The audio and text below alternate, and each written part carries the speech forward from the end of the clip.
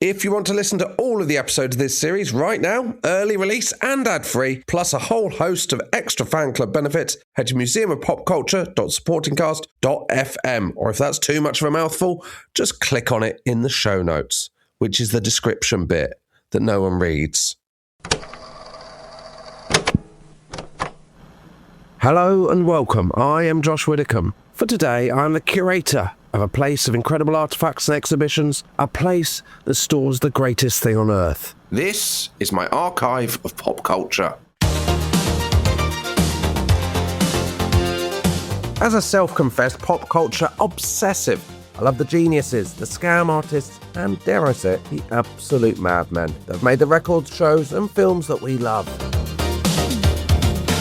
In each series, I will tell you a story of unlikely triumph and usually an enjoyably crushing failure, featuring celebrated stars that in any other industry would probably be politely sacked. It's a show for people more interested in David Hasselhoff than David Lammy, Elizabeth Taylor than Queen Elizabeth I, which, let's be honest, is all of us.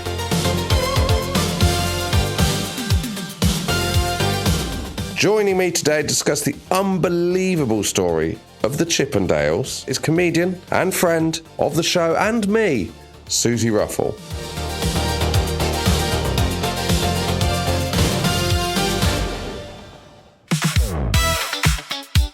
Los Angeles in the late 1970s, a city of reinvention, excess, and opportunity.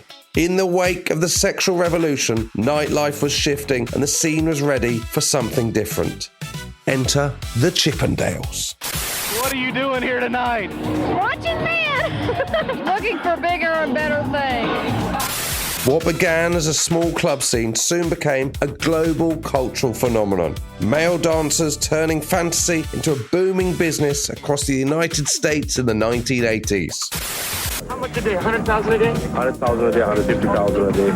But behind the spectacle, the ambition turned oh so toxic. Creative disputes became bitter rivalries. Control of the empire became everything. And in 1987, the tension exploded. But today, Banerjee and his world-famous American dream are in serious trouble as he stands accused of ordering hits on his ex-employee.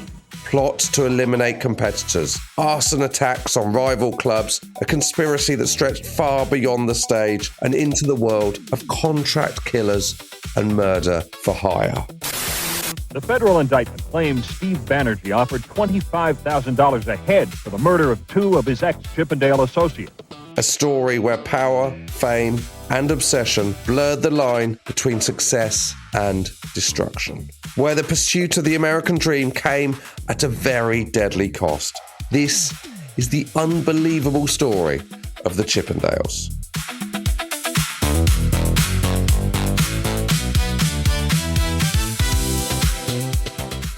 Suzi, what are we covering today? We're covering the Chippendales. Okay. This is one for the Instagram. You ready? I spent £4.50 on Amazon, Suzi. Oh my God. It was delivered on the day. Okay. Hit me with it.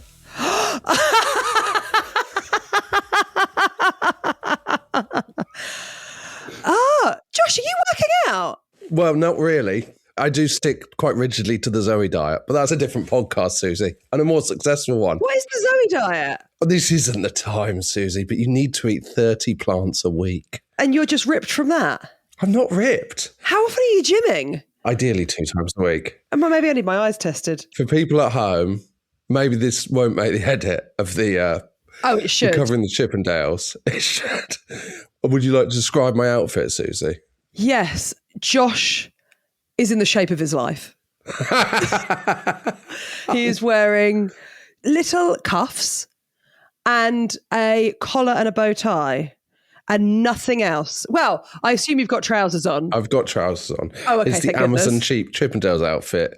Terrible for the environment. Terrible, Great for your sex life. Great for my sex life. But if that leads to more children, terrible for the environment. Are you going to do the whole episode like this? Well, the problem is, Suzi, the reason I've worn this for the opening episode is this is the darkest story we've ever told. Oh. So I can't wear it for episodes 2 to 4 because there's too many murders. Oh my gosh.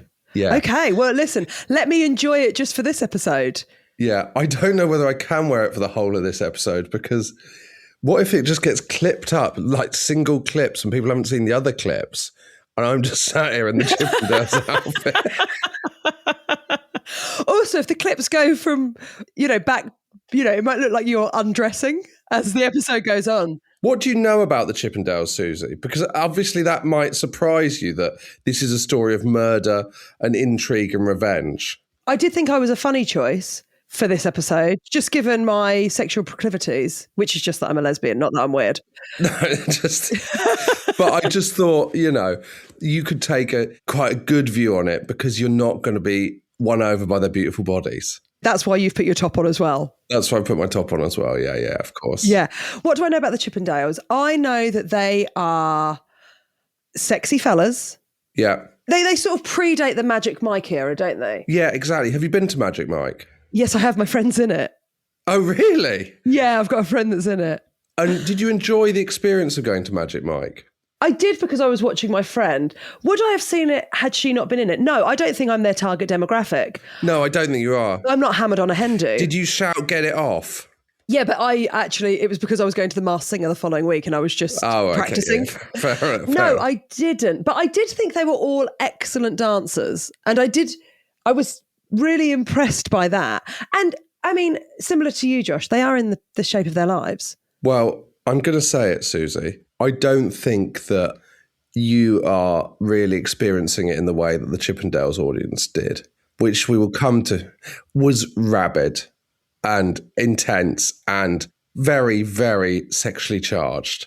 Sure, like our friendship. Exactly. Intense, rabid, sexually charged. Rabid.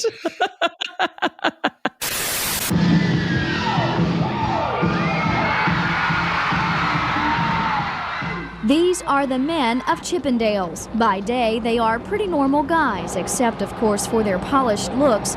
But by night, they turn into whatever these women want them to be. Let's go back to the birth of the Chippendales, because I think a lot of people that don't know the story of the Chippendales will remember it as a kind of naff strip show from the 80s and early 90s that was a bit of a joke. And well, they're probably right. But, it was a big deal. So let's look at it. Right? So the birth of the modern strip club kind of starts in the 20th century. There was stripping in the Greek times and stuff. But, Suzi, we're not interested in that.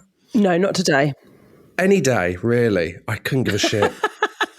What about the Greeks? The ancient Greeks, obviously the modern Greeks, I care deeply about since their financial crisis. That's how I feel about space. I'm just not interested. Yes, I know exactly what you mean. But you know what I am interested in? The birth of the Chippendales. Let's go. The birth of the Chippendales, okay.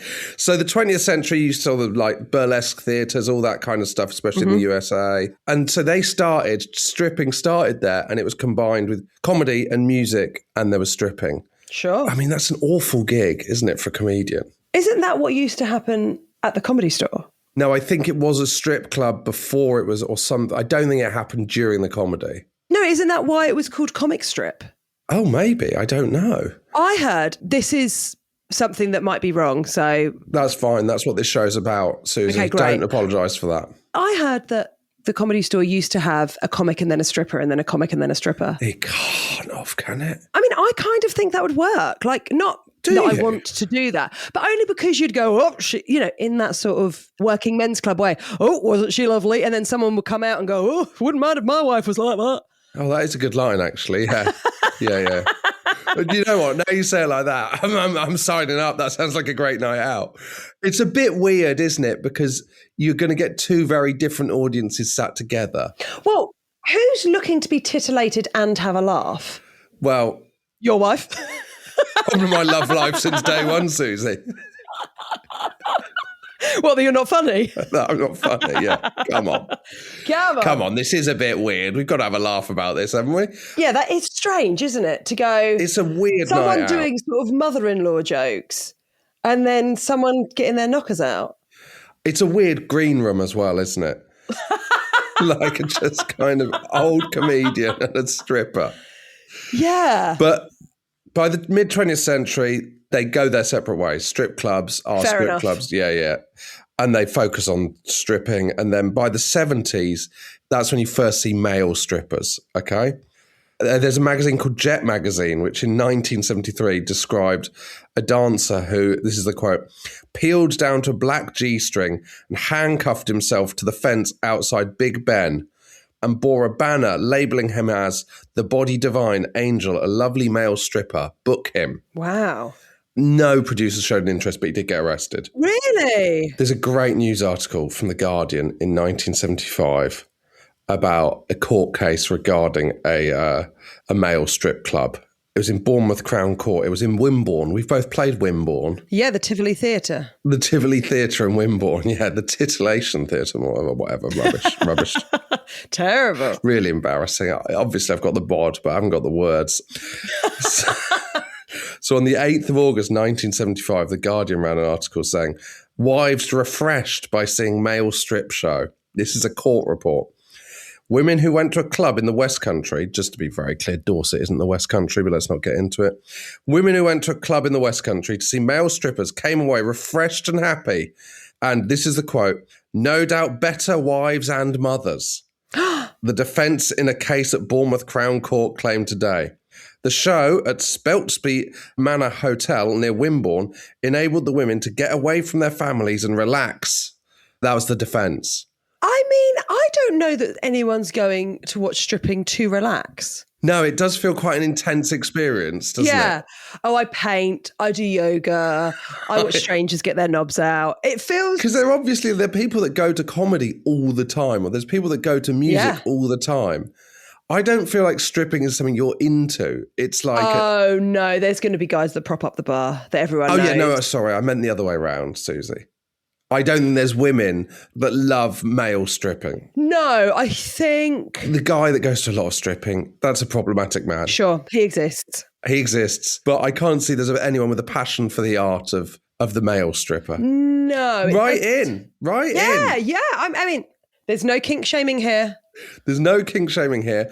And maybe that's the audience we've got. People who are interested in popular culture and the male form have come together as our audience. That's the Venn diagram. Come together is the wrong word, yeah.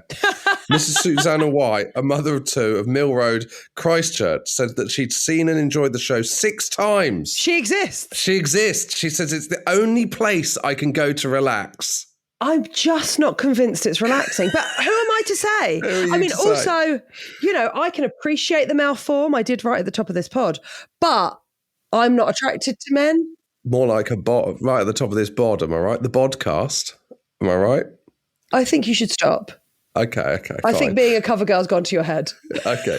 Judge David Pennant. So it doesn't help that Judge David Pennant, a lay preacher who's married with 4 children, told the jury... No. Not the right judge. Not the right guy. He's already judged. Yeah. He said to the jury, you are the front line. You are setting the standards. You may think there are differences between men and animals, at least for people who want to belong to a civilized society. For one thing, animals don't exhibit their sexual organs deliberately. I think some do. I do as well. I think there'll be some sort of mating call. Isn't the judge meant to just kind of tell you to reach a verdict? That feels to me like he's steering the jury slightly. Slightly? He's a lay preacher. I think he's...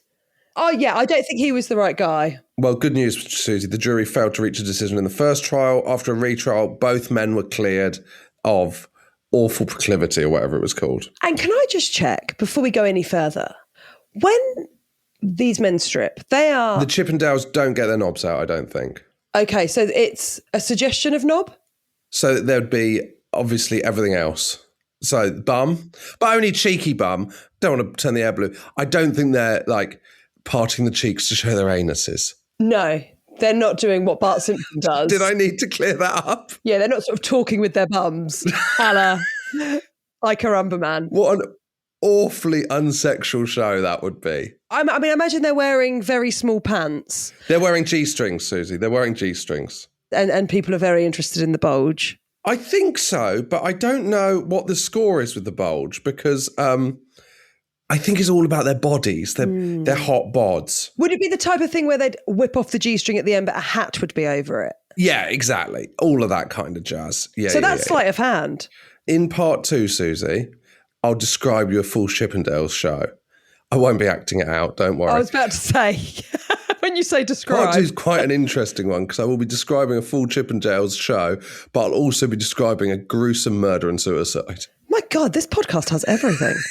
It really does. Like and subscribe.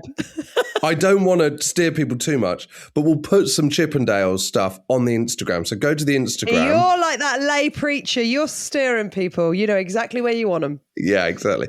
Go to the Instagram for some hot bods. No, Museum of Pop Culture pod on Instagram. And if you join the fan club, maybe I'll do my own little show. Am I right? Please don't. Okay. If you don't join the fan club, I'll do a show. There you go.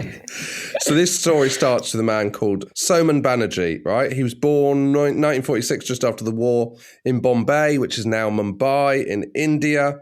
It's Somen, his name, Soman, but some people think it's pronounced Showman. So he was born with the name Showman. He's the founder of the Chippendales, right? Right. He emigrates to Canada, then to the USA in 1969, ends up in LA.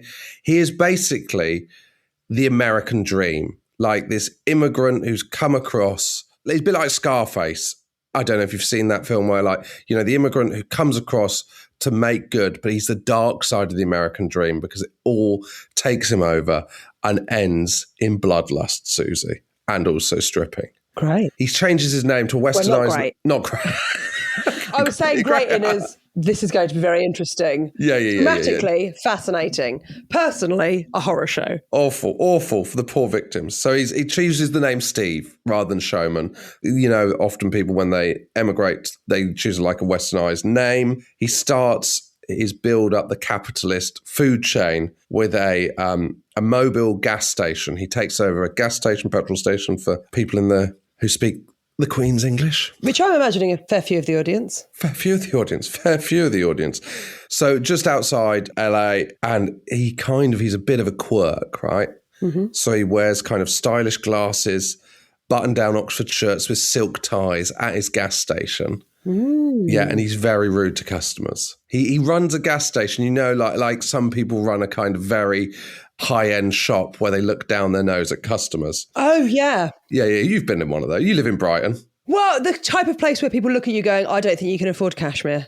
And I think, I could afford it, but I wouldn't pay this for it. Goodbye. Exactly, yeah. And he does that in a petrol station. Yeah, great, okay. I can't afford petrol. Well, in those days, it's very expensive now. Yeah. But he'd be like, I don't think you can afford that Twix. That kind of attitude. Do you know what I mean? He gets very angry if people ask for the key for the toilet, that kind of stuff. His heart wasn't in it. His heart wasn't it. Or he just wants to climb the ladder. So next he borrows $1,000 to rent a failing nightclub, right? So this is 1973, the kind of early-ish 70s, and he rents a nightclub called the Round Robin, right, which is in the Palms district of West Los Angeles. And in the first 2 weeks of running the club, it's going badly. Him and his partners who he's doing it with, already $5,000 into the red. He changes the name to Destiny 2. Okay. Any ideas why it's called Destiny 2? Is there already a place called Destiny and he's hopping on it? Not far off. He sees this as his second destiny, his first destiny being his petrol station. Oh, wow. Gosh. So his mobile petrol station was Destiny 1 and this club is Destiny 2. I feel like a club in the 70s would have been so fun. You'd love to go to Destiny 2? Well, I don't know what's happening there. If you're saying it's in the red, it's not as busy as I want it to be. Well, he would love you to go to Destiny 2, Susie, because his main issue is that there's too many men and not enough women going to nightclubs. I mean, this was even happening when we were going to clubs. Girls were getting free. Girls are getting free. Girls get their first drink free, all that kind of stuff, right? Have that, patriarchy. Do you know what? And they say it's easier for men. But I've just paid £3 to get into a Scream pub. So let's have a think about that. Yeah. Am I right? Yeah, you're right. And do you know what? The fact that you've got your collar and cuffs on really makes me take it seriously. So he'd do like 2 free drinks for ladies, no cover charge, all that kind of stuff. But he couldn't get the business flying at all. Okay. Destiny 2 was not going as well as Destiny 1 at this point. But then he meets a man called Ralph Augustin Angel : What? Sorry, what? His surname's Colon? Well, that's one of the bits he's showing in his strip. No, Colon, colon, right? I mean, I guess so. But you're telling me this guy's a stripper and his surname's Colon? No, he's not a stripper. He's involved. He in it. organises strippers. Well, you'll see what he does. I'm going to describe him as a comedy assassin. Okay. He is called Colon. He's known as Ray, but he is called Ray Colon. If my name was Colon, I'd say, call me Ray. Call me Ray. So, Ralph Augustine Angel Colon, or Ray, he served in the US Air Force. He got into trouble in the US Air Force. The most classic way for the Chippendales story, he took a Playboy magazine that was addressed to another person in the Air Force and read it while on duty. How much reading do you think you're doing? I'm assuming he's not wanking in the Air Force, Suzi. He's not sat flying a plane, dick out. Why do you think it's called a cockpit? Well, there we go. There is reading in Play. This sounds like I'm defending it. But there was like articles in Playboys. I don't know what they're like these days. But in the old days, they'd have proper journalists with like these long articles for Playboy. Yeah. I'm not defending it. I'm saying it's No, kind of are. a weird thing. Yeah, I know. Why do you make Rose dress as a bunny all the time? Well, I've got the Chippendales outfit. So when he steals the Playboy, he's charged with tampering the mail and he's moved to a job he doesn't like.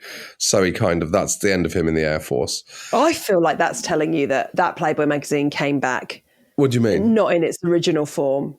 Oh, right, yeah. Oh, God, yeah. Do you think that's what it was? Well, because I don't think that if someone read my magazine... You'd care. I don't think I'd care. I'd be like, could you not do that again? Could you let me read it first? Yeah, of course. Like me and my nan used to share take a breaks. It wasn't a problem. Of course. I'd finish the crosswords for her. Yeah. I would never describe her as tampering with my take a break.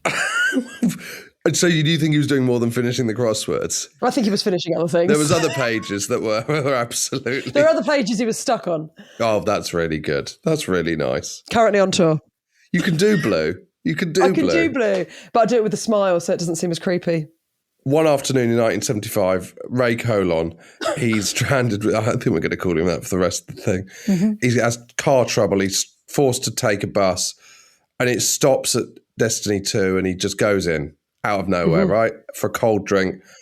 Steve Banerjee, the owner, approaches him, basically tells him about the club's specials, right? And he basically learns that Ray was at one point in the music business and he asks for advice on what to do about the club's band. Ray hilariously says, hire the Beatles, bit of fun. But then he suggests turning the club into a discotheque. Yes. I mean, it's a wild decision just to suddenly change your whole club atmosphere based on a guy who's come in because he's walking past. I think I was already imagining it as a discotheque. So was I. Yeah, exactly. But it was just a bar because it was 1973. Disco didn't really exist. I'm imagining it with the floors that light up like Pop World. Yeah, no, it's not like that at all. No, it's not like that at all.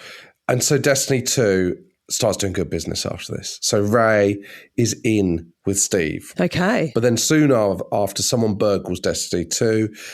They empty the safe. Police send 2 detectives to investigate.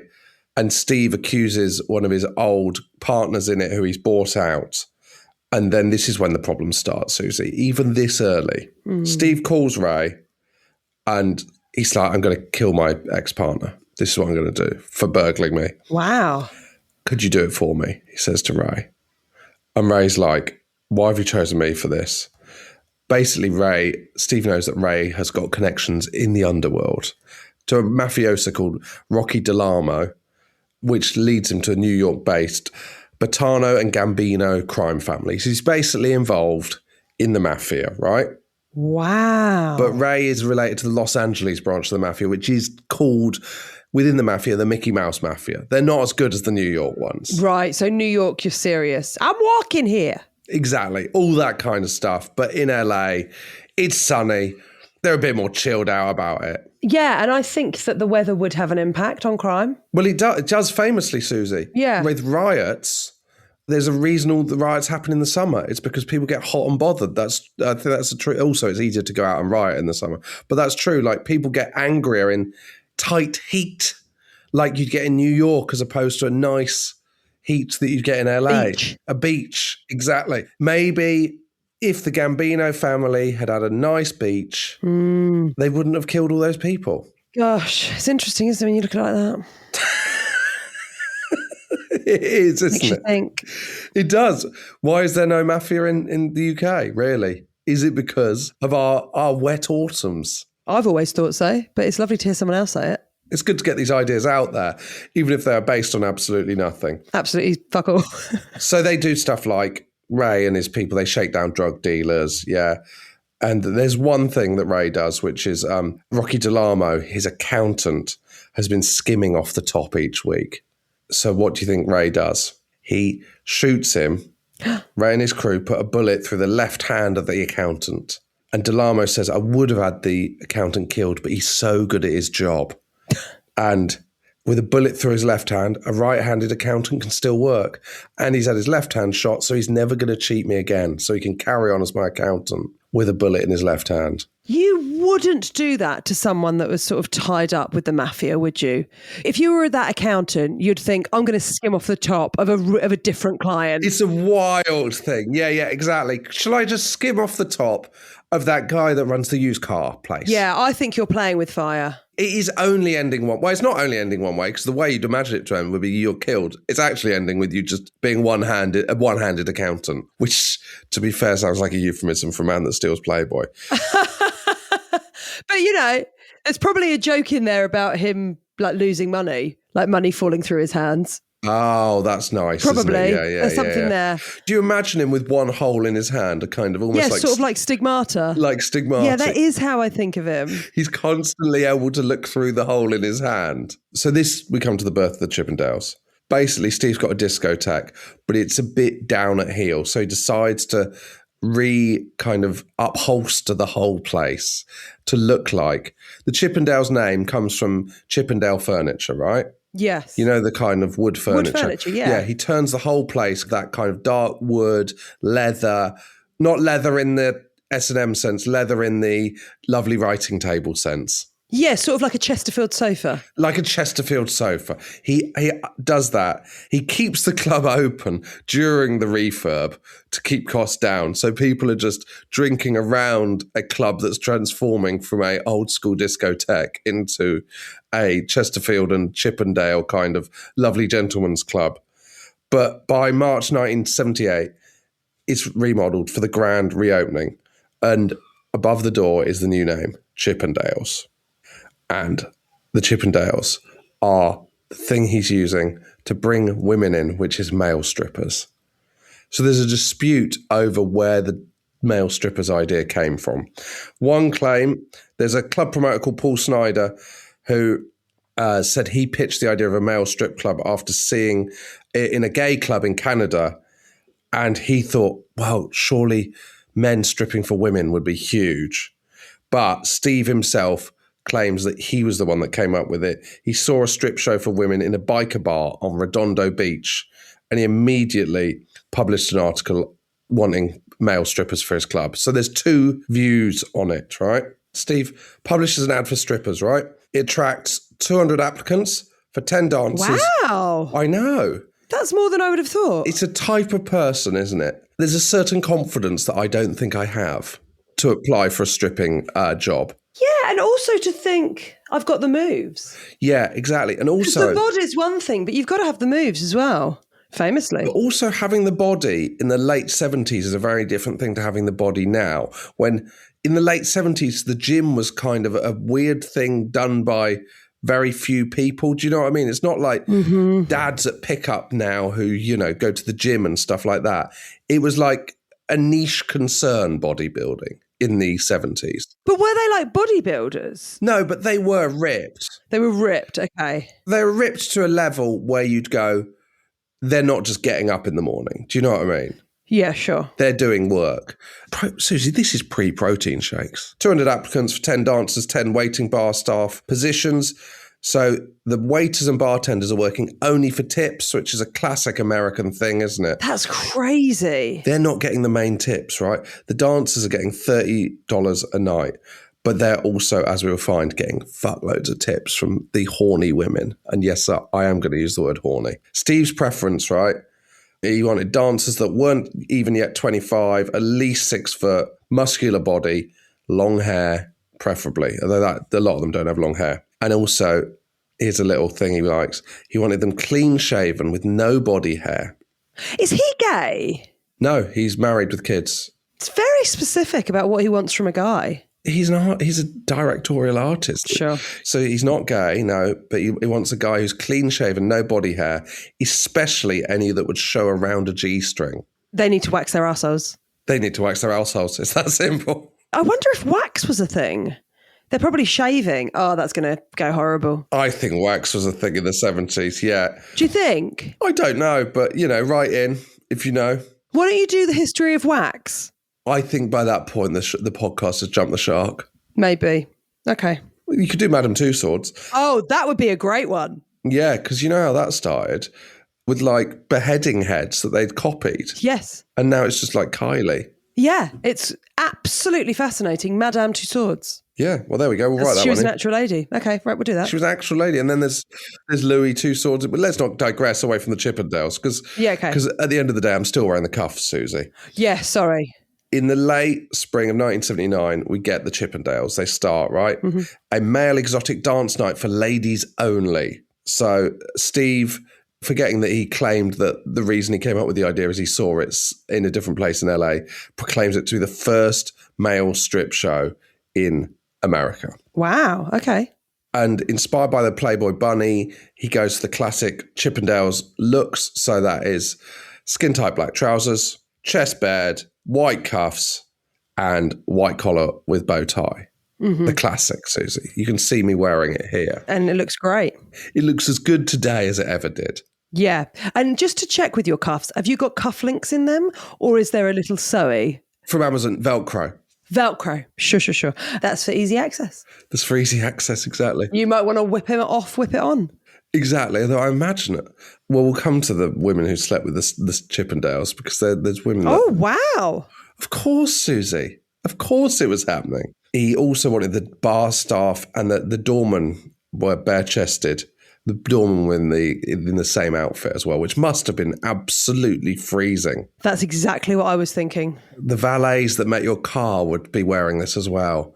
I'm not sure I want a topless man parking my car. I wonder do you think the bouncers would still have had to wear those bright yellow things around their arms? And a little earpiece as well. Yeah. I don't know. It's very difficult to be stood outside of a club in winter, dressed like that. Yes. Oh my gosh. But basically the rule is once inside the club, the women can do whatever they wanted, free from the fear of it. Well, the point is he's gone for women only because he fears that if there was men there, then the women wouldn't be able to let go. They wouldn't be able to kind of enjoy the show. And then at 10 p.m., men are basically let into the club, right? And the women are so horned up. Fucking raucous by that point. Yeah. Horned up. Yeah, so basically the men, Suzi, the men in LA are like, I've got to go to the Chippendales at 10 p.m. It's an absolute crapshoot. That's not the phrase, but you know. What's a crapshoot? It's a game, isn't it? I meant like... what is it called? Something duck show. I don't know what the phrase is. Shagfest. Shagfest, sure. Yeah. I think crapshoot, when we're talking about, we've just talked about someone waxing their arsehole, might not be the one. Yeah, exactly. Yeah. Ideal, yeah. This is a bluer episode, but it is the Chippendales. Yeah, I mean, people aren't listening to this on the way to school with their kids. They're not saying, I'll pause it here for when I pick you up. We'll find out what Steve did next. So... this is what was going on. The Chippendales would come on, they'd do their dance, then they'd lean down to do this thing called a tip and kiss. They'd lean down to a woman and she'd basically throw her arms around the dancer's neck. The dancer would stand up with her still hanging onto their necks until she had to let go. That was basically what would happen in the club. Many of the dancers get extremely muscly necks from tip and kisses, which is incredible kind of. Oh, well, I was just thinking... you'd want people to be very light. Yeah, well, they got a thing called Chippendale neck, which is basically they got really strong necks from lifting up women with their necks. That's so weird. But they were making $75 to $125 a night from tip and kisses tips. So it's worth it. It's worth having the big old neck. Yeah, for sure. Once the club opens, there's such novices at hosting these stripping events that basically they haven't looked into the laws of what you can and can't do. So the police raid it because you can't have the women touching the men. And basically, after the raid, the club has to declare, please don't touch the dancers. They'll dance for you if you wave a tip, but no putting it down their G-string. Not allowed. You've got to have some decorum in these situations. Yeah, similar rules at your tour, isn't it? It is a very similar rule at my tour, Susie. Stop putting tenors in my G-string. I'm purely here for jokes. I'm not here for your titillation. I think it's the way that you say Cocoa Pops. Some people can't resist it. That's why I've got such a strong neck. They actually incorporate a police act into the show who pretends to shut down the club, and then it all goes sexy. Oh, I wonder if that's where that comes from. I'd say the Chippendales are leading, they've led a lot of things. They've led to strippergrams, all that kind of stuff probably. So, yeah. It is an instant success. It becomes the hottest nightclub in LA. You get the biggies come there. Cher comes, Brooke Shields, obviously Hugh Hefner. The capacity is 299. They are filling it with 500 to 600 women a night. Wow. I mean, that's a fire safety hazard. It really is. Steve basically imagined what would happen is that women would come to the show and then the show would finish and they'd leave and then they'd have a normal club night with like women and men. But what happens is all the women stick around. So men from LA are desperate to get in at 10 p.m. to see the women who've been to the Chippendales. There's sex in the bogs every night at the Chippendales. Come on, Susie. With the Chippendales. Wow. One MC said that a woman offered a dancer $500 to snort cocaine off his dick. And he said no. Oh my God. Yeah. That is so shocking. Is it? I mean, I don't know what your tour shows are like, Susie. Josh, please. I know that the riskiest thing that you do on tour is put 2 tea bags in a cup. I do, yeah, but they are decaf. But one patron said that she went to the club with her friend and her friend's mum. Wait, the mum was later bragging about giving a Chippendale a blowjob in the car. Oh my gosh. Yeah. This is so blue. It is so blue, This might be the bluest thing I've ever done.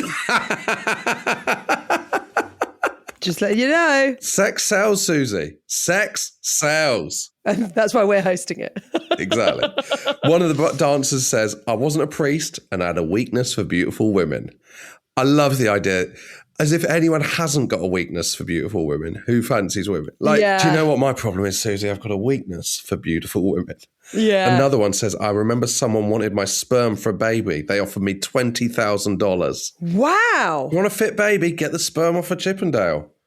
By fit baby, I mean grow up attractive, just to be clear. Yeah, Josh, don't worry. It's all gone too blue. It's gone from blue to sort of illegal. Yeah, it has gone from blue to illegal. So then, right, police start to think, well, this is overfilled. This is the last days of Rome. So they send undercover female police officers to the club. And basically, when they see a patron touch a dancer, they just shut it down. And he hires security guards for the stage, Steve. But basically, they can't keep the women away from the dancers. It's an impossible security job. There's all this problem with the parking in the area because people are just leaving their cars anywhere to go to the Chippendales. Just the idea of someone just leaving it running, just absolutely desperate to get in there. I've got to get in there and see a big neck. But you know what? This doesn't surprise me, Josh, because we will both know this from the times when we played the clubs, is that raucous women at a comedy club are far harder work than raucous men. Definitely. This is basically 600 people on a hen do, Susan. Oh my gosh. Yeah. So the Californian Department of Alcohol Beverage Control cites them on something. Can you guess what discrimination they get cited on?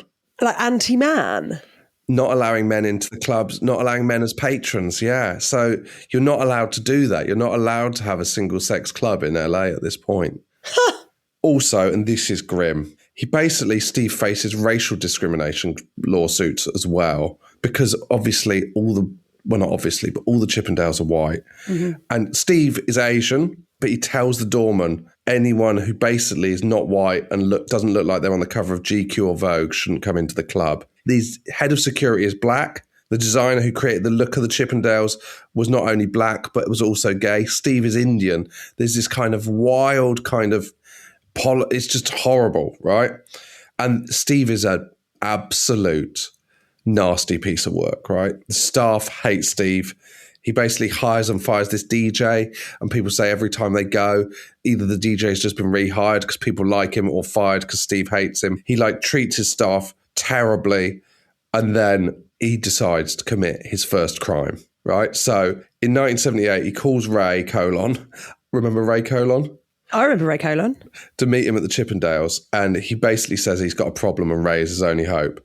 Some of his best customers are they've set up rival clubs called Osco's and Moody's, right? Most people deal with that by just focusing on the fact they've got 600 people in a 300-seater every night, and they're absolutely cleaning up.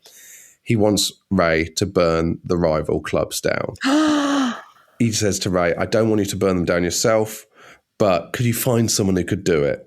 Ray says he tried to dissuade Steve, but Steve offered him $7,000 and Ray needed the money because basically the feds had recently got all the LA mafia, so Ray's income had gone from them. Ray takes the money, this is incredible, in the hope that he wouldn't have to do it and it would just blow over.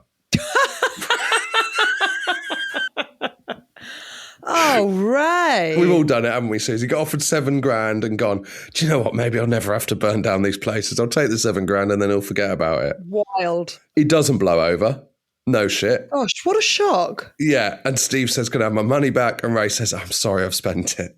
I can feel it getting out of hand. So Ray tells Steve he will complete the arson contract, but he doesn't know any arsonists. So in the next episode, Susie, we will come to what proves to be a disastrous attempt at arson. Also, the Chippendales go from strength to strength. We will describe their show. Just in their necks. Just in their necks as they take over the world. See you next time in a few days for that. Or if you want to listen to it now, join the Museum of Pop Culture fan club. And also, you might get a little extra strip from me. Am I right? I don't think that's going to help. Susie, the live Zooms are basically a similar atmosphere to the Chippendales in 1978, just to say no, okay? Am I going to be straight by the end of this subject? You are if you join the fan club. See you in a bit. That's it for part one of the story of the Chippendales. There's so much more to it than you realise, isn't there?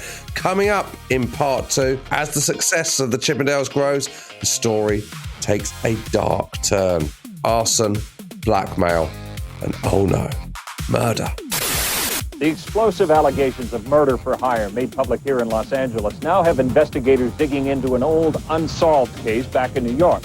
You see, 6 years ago, one of Steve Banerjee's top creative associates died a sudden and violent death. And now authorities are asking some serious questions about a possible connection here. He's attempted to buy Denoya out for $1 million. Denoya won't have any of it.